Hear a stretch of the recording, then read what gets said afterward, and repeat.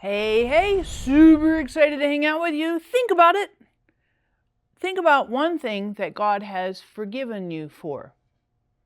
You're like, what? Seriously, one thing?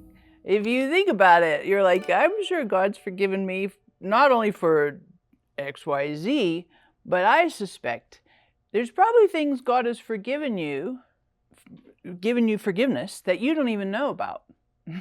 Just out of the nature of who God is.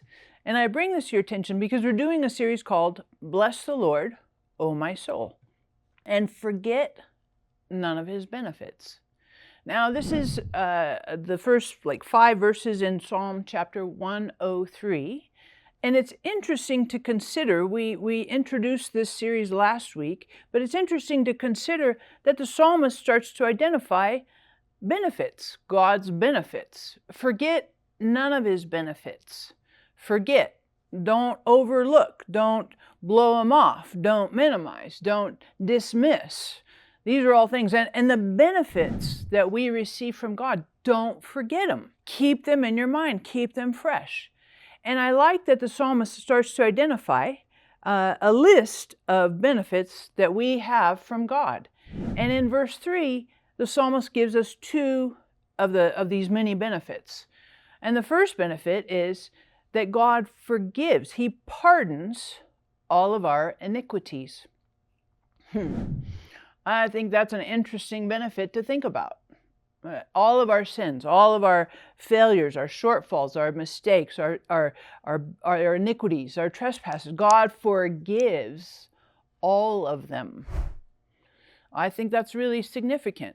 Because, I don't know about you, but from time to time I struggle, number one, to forgive myself.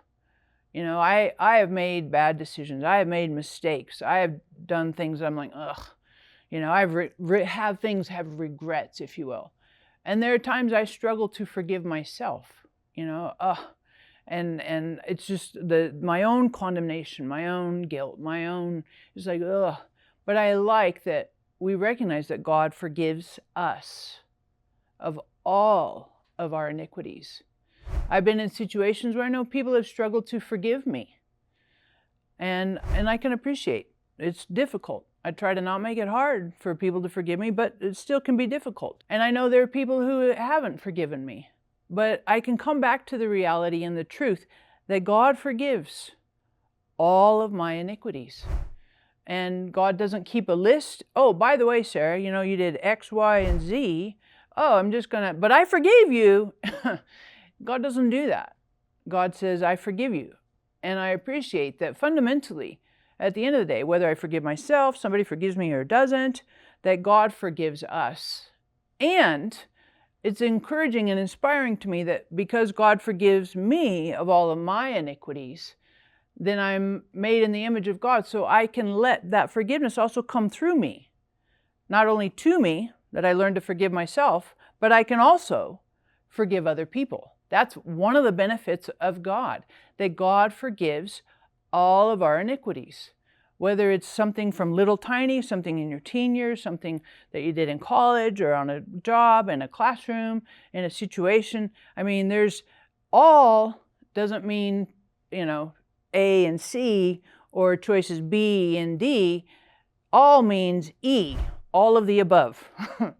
God forgives all of our iniquities. And I find it interesting that this is the very first benefit that the psalmist lists. And I think it's the most necessary thing for all of humanity, is that we receive the forgiveness of God. And I like that God's forgiveness spans all of us, but it also is timeless. So I've thought back, you know, over history, and I've thought about the wars that have happened throughout history. I've thought about diseases and atrocities, and you know, I visited Auschwitz when I was 19. You know, I've been to the Khmer Rouge killing fields in Cambodia. I've seen the atrocities. And I think I'm fully convinced that humanity exists today because of the forgiveness and the love of God that is steady and consistent, because God forgives all of our iniquities. The next benefit, because there's 2 of them in this verse 3, the next benefit is he heals all of our diseases. Now, I'm just going to be really honest with you, fully transparent. I struggle with this one because I have prayed for people, and I know people have prayed to be healed from various maladies, diseases, sicknesses, and people have asked God, I have asked God, and I haven't seen God heal individuals. So when the psalmist says, who heals all of your diseases, I'm like, I can pay the mental assent to it, but when I look at the reality and the daily experience, yes, I have seen God do healings. Absolutely, 100%. But this whole idea of all, it's a struggle for me. However, I would say this, that at some point, God does heal all of our diseases. God heals all of our diseases, whether we're on earth or whether we enter into eternity. There is healing. And I want it here on earth, probably you do too. But sometimes I have to acknowledge the reality that the healing doesn't happen necessarily here, but it's in the future. It's in eternity. And that God does heal all of our diseases. Stop. Hold your horses. Hold on just a second. We have a joke break. Like that. It's so cheesy, Sarah. I completely agree because it goes hand in hand with these stupid jokes. But here's your joke break for today. Can a kangaroo jump higher than the Empire State Building? Can a kangaroo jump higher than the Empire State Building? Of course, a kangaroo can jump higher than the Empire State Building because the Empire State Building cannot jump. You're like, that is so lame. I know, but of course, our joke next week will be much better. So as we think about this series, it's really powerful to bless the Lord, O my soul, and forget none of his benefits, the forgiveness of sins, as well as healing of all diseases. Now in this series, I said I'm going to give you some encouragement, some ideas on how to bless the Lord. So this second episode of this series, how can we bless the Lord, is to look for God's hand or involvement all around you. How do you see God's fingerprints, his involvement throughout your life?